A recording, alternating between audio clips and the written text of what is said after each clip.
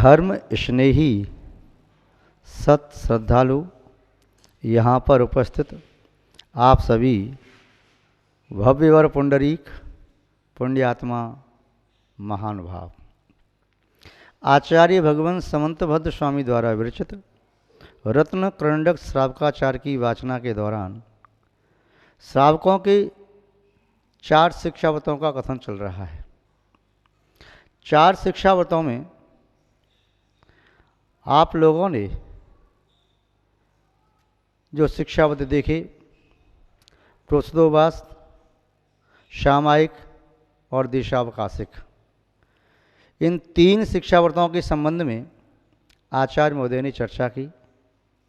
उनका स्वरूप, उनकी विधि, उनके गुण, उनके दोष, उनका फल यहाँ प्रस्तुत किया।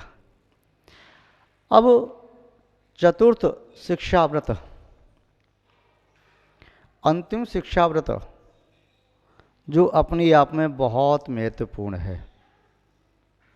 जैसे श्रावक की 11 प्रतिमा में सबसे उत्कृष्ट प्रतिमा उद्दिष्टता प्रतिमा कहलाती है, ऐसे ही श्रावक के 12 व्रतों में सबसे अंतिम व्रत है अतिथि समविभाग व्रत कहो या वैयावृत्ति व्रत कहो। जैसे साधु के 12 तप में अंतिम तप होता है ध्यान, और ध्यान को उत्कृष्ट माना जाता है। 6 बहिरंग तप, 6 अंतरंग तप। बहिरंग तप पहले होती है, अंतरंग तप बाद में होती हैं। बहिरंग तप से अंतरंग तप उत्कृष्ट माने जाते हैं। अंतरंग तप में भी क्रम से उत्कृष्टता बढ़ती चली जाती है। तो अंतिम तप ध्यान परमोत्कृष्ट तप है।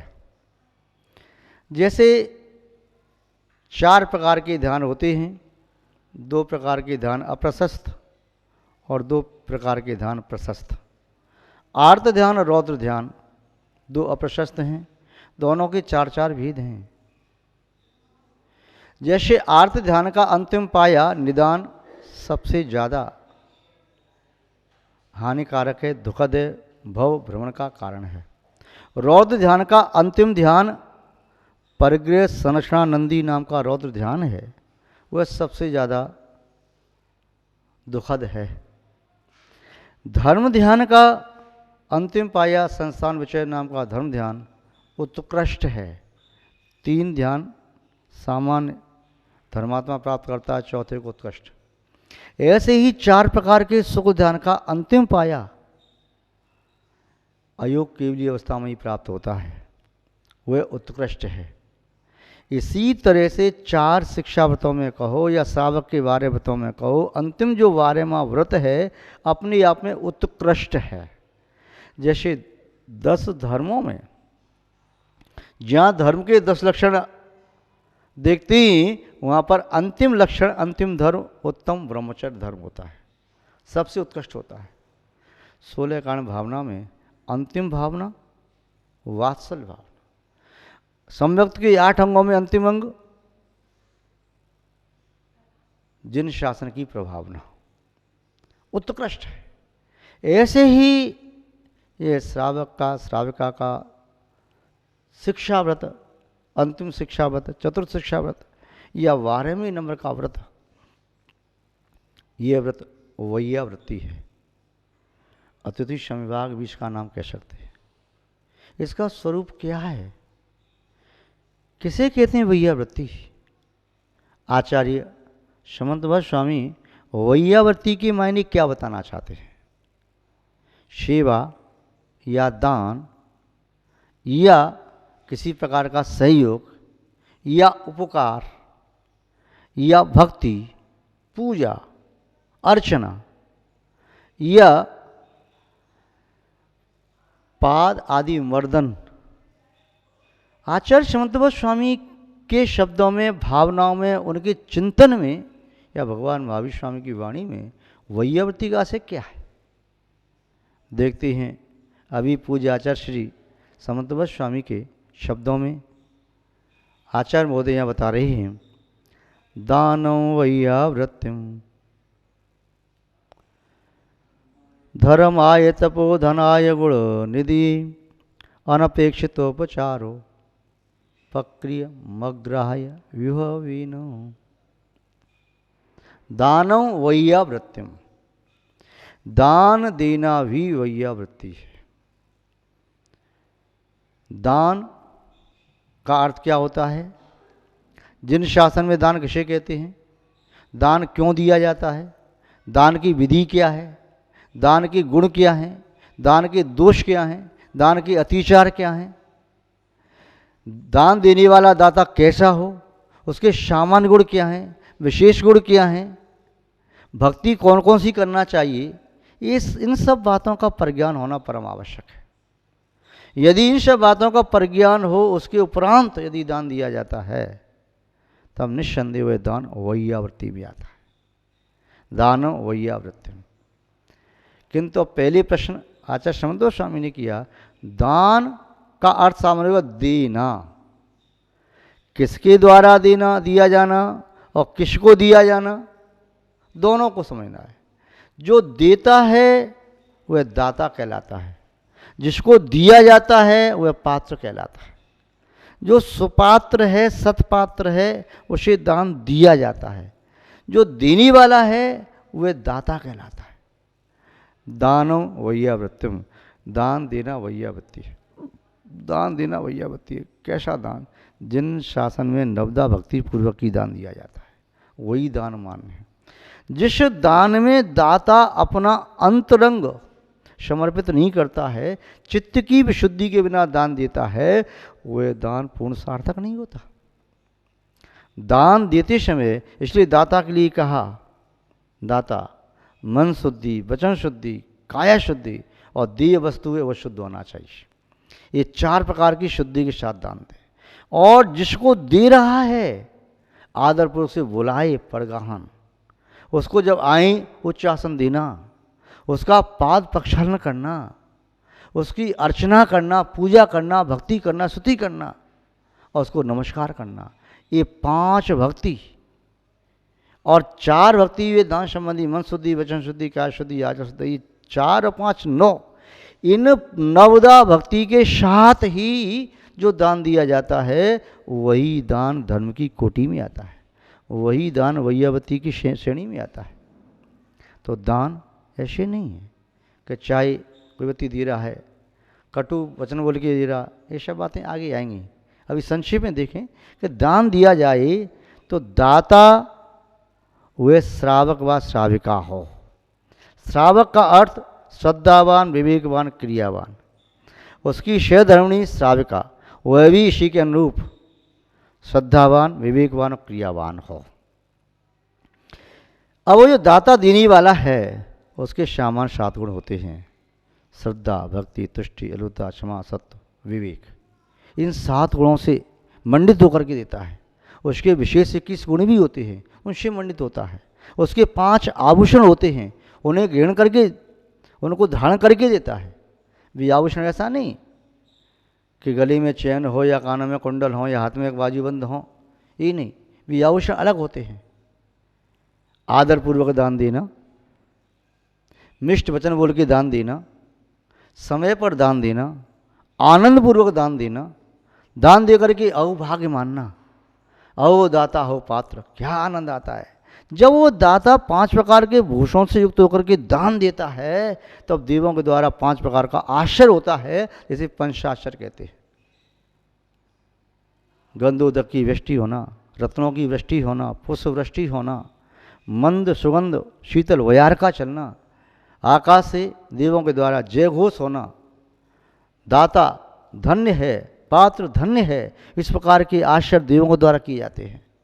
वे दाता नवदा भक्ति करता है, मन वचन काय की शुद्धि कृत कारित अनुमोदना पूर्वक। मन स्वयं का भी शुद्ध है और दूसरे वाले मन को अशुद्ध नहीं कर रहा है, और शुद्ध मन की अनुमोदना कर रहा है। मन कृतकार्य से शुद्ध है, अनुमोदना से शुद्ध है। वचन कृतकार्य अनुमोदना से शुद्ध है, और शरीर भी, यहाँ तक आहार सामग्री शुद्ध है। ये त्रिविध शुद्धि त्रिकोटि से करके तो 9 कोटि की शुद्धि नवदा भक्ति है। तो दानम वैयावृत्तिम, वे दान, कौन सा दान? स्वस्याति सर्गो दानम, अनुग्रहार्थम। किसके लिए? अनुग्रहार्थम, अनुग्रह करने के लिए, उपकार करने के लिए। स्वस्याति सर्गो, स्वस्य अतिसर्ग, अपने धन का अतिसर्ग त्याग करना, वह दान कहलाता है। महानुभाव, दान के लिए वस्तु कैसी हो? शुद्ध हो, शुद्ध साधन से उत्पन्न हो, शुद्ध कारण से उत्पन्न हुई हो और शुद्धि का कारण बने। वह दीय वस्तु संयमी साधक की साधना में साधक हो, स्वाध्याय की वृद्धि, ध्यान की वृद्धि, तप की वृद्धि, ज्ञान की वृद्धि करने वाली हो, प्रमाद की हारक हो, वे आहार आदि दान औषधि रूप काम करने वाला हो, तो दान वही अवति होता है। धर्म आत्मा का स्वभाव है, तो सतपात्र जो है जीवंत, वह धर्म मूर्ति हो, उसके लिए दान दिया जाना। वह धर्म का पालन करने वाला हो, धर्म का विघातक नहीं हो, धर्म का खंडन करने वाला नहीं हो, धर्म को रौंदने वाला नहीं हो, धर्म का नाश करने वाला नहीं हो, धर्म का विघात या विध्वंस करने वाला नहीं हो। धर्माय, धर्म का संवर्धक, धर्म का पोषक, धर्म की स्थिति को संभालने वाला और धर्म पैदा करने वाला हो। जिसने अपने चित्त में धर्म पैदा कर लिया वह धर्माय। तपोधनाय, तप का अर्थ होता है इच्छाओं का अनुरोध करने वाला। जिसने अपनी इच्छाओं को कम किया है, कम किया है, कम करता चला जा रहा है। तपोधनाय, तपस्वी के लिए। वह तपस्वी बहिरंग तप भी करता है, अंतरंग तप भी करता है। बहिरंग तप करने से जिन शासन की प्रभावना होती है और अंतरंग के तप करने से चित्त में शांति की प्राप्ति होती है। बहिरंग तप से भी चित्त में शांति की प्राप्ति होती है, किंतु बहिरंग तप जिन शासन की वृद्धि का भी कारण है। बहिरंग तप को देख करके व्यक्ति जिन शासन के प्रति श्रद्धान्वित होता है और बहिरंग तप भी चित्त के शोधन के लिए कारण है, विकारों का शमन करने वाला है। तो वह पात्र धर्म मूर्ति हो, धर्माय। तपोधनाय, तपस्वी हो, इच्छाओं का जिसके पास नियंत्रण हो, बेलगाम निस्सीम इच्छाएं न हो, इच्छाओं को कम करता चला जा रहा है, कम करता चला जा रहा है। बस कर्मोदय जो प्राप्त हुआ उसमें समता भाव, संसार की वांछा नहीं है, वांछा केवल एक ही है, सकल कर्म क्षार्थम। कर्म क्षार्थम तप्यते तपः, वह तप मूर्ति कर्म के क्षय के लिए साधना करने वाला हो, इच्छाओं को रोध करने वाला हो। तपोनिधाय, तपोधनाय, तप ही उसका धन है, धर्म ही उसका प्राण है, धर्म ही उसकी प्राण वायु है। गुण निधि और उसके पास गुण रूपी निधि हो। आप श्रावक अपनी निधि मानते हैं, मेरे पास अब इतना सोना रखा है, चांदी रखी है, इतना बैंक में बैलेंस है, इतने नोट हैं, ये अपनी निधि मानते हो, इतनी रत्न हैं।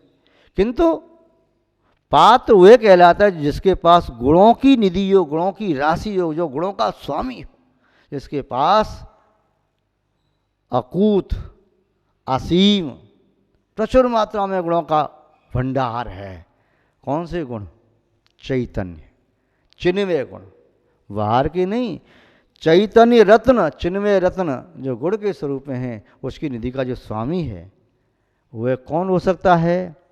अग्रहाय, जिसने ग्रह आदि परिग्रह का त्याग कर दिया है, जो सर्व प्रकार के परिग्रह से रहित हैं, शरीर पर एक कोपीन तक भी धारण नहीं करता, सब परिग्रह का त्याग करके यथाजात दिगंबर, प्राणी मात्र के कल्याण की जो भावना भाई, अपने कर्मों का क्षय करने के लिए तपस्या में संलग्न रहे, गृह परिवार आदि का जो त्यागी हो, वह पात्र है, वह सुपात्र है, वह सतपात्र है। उसके लिए दान देने की बात कही, उसी दान के लिए वैयावती आचार्य महोदय कह रहे हैं। तो आचार्य महोदय कह रहे हैं, दानम वैयावृत्यम धर्माय, दान देना भी वैयावृत्ति है। कैसे दान देना? धर्म के लिए, धर्म मूर्ति के लिए, धर्म के आयतन के लिए। तपोधनाय, या जीवन तपस्वी के लिए, तप की अवृद्धि के लिए। गुण निधि, गुणों की राशि के अंदर विद्यमान है, उसके लिए। और अग्रहाय, ग्रह आदि का सब त्यागी, उसके लिए। और कैसे देना चाहिए?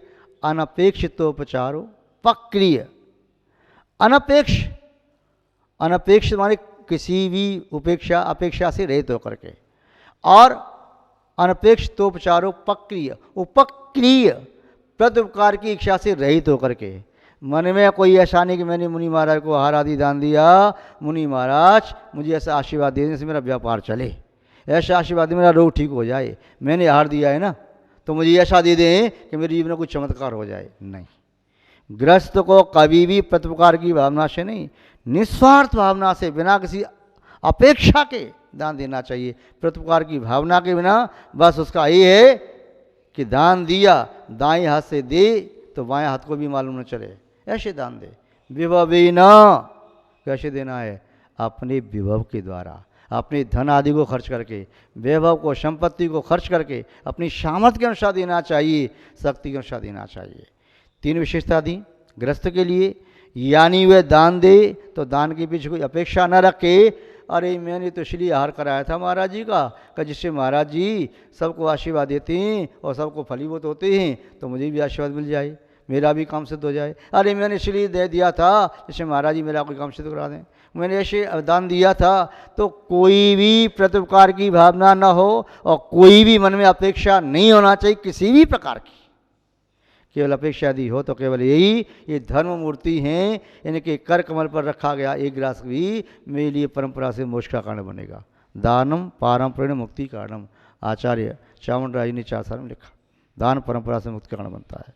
और अगली बात कह रहे हैं विभवेन, अपनी शक्ति को छुपाए नहीं, अपनी शक्ति का पूर्णतया उपयोग करते हुए उसे दान देना चाहिए, तभी वास्तव में दान वही अवृत्ति धर्म की कोटि में आता है। आप सभी विवेकी श्रावक श्राविका हैं, अपनी शक्ति अनुसार इसमें प्रवृत्ति करें, इस व्रत को पालन करने की आप भावना भाएं और स्वीकार करें। आज बस इतना ही, शेष बाद में। जय बोलिए श्री शांतनाथ भगवान की, परम पूज्य आचार्य गुरुदेव श्री विद्यानंद जी महाराज की, अहिंसा में विश्व धर्म की।